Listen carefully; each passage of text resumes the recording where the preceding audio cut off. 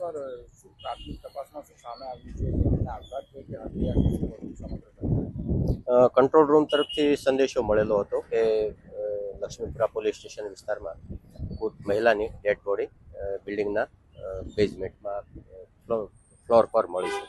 જે અનુસંધાને ત્વરિત લક્ષ્મીપુરા પોલીસની ટીમ અને અધિકારીઓ અહીંયા પહોંચી ગયેલ હતા.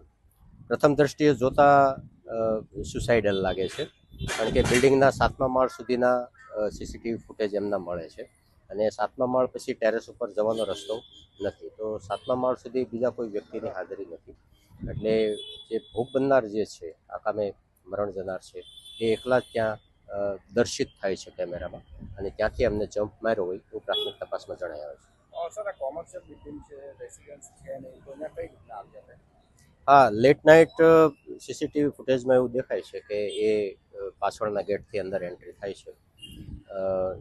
કોમર્શિયલ બિલ્ડિંગ હોવાને કારણે સિક્યુરિટી પર્પઝથી સિક્યુરિટી તો છે જ, પણ પાછળના ગેટથી એ એન્ટ્રી લે છે, એટલે એ પાછળના ગેટથી એન્ટ્રી લઈ દાદર ચડી અને 7મા માળ સુધી જાય છે. સર અહીંયા નોકરી કરતા હતા કે એવું હતું? ના, એ નોકરી નહોતા કરતા, અભ્યાસ કરતા હતા. એમના પિતાશ્રી તરફથી એવું જાણવા મળ્યું છે કે GSFC યુનિવર્સિટીમાં એ પ્રથમ વર્ષમાં હતા.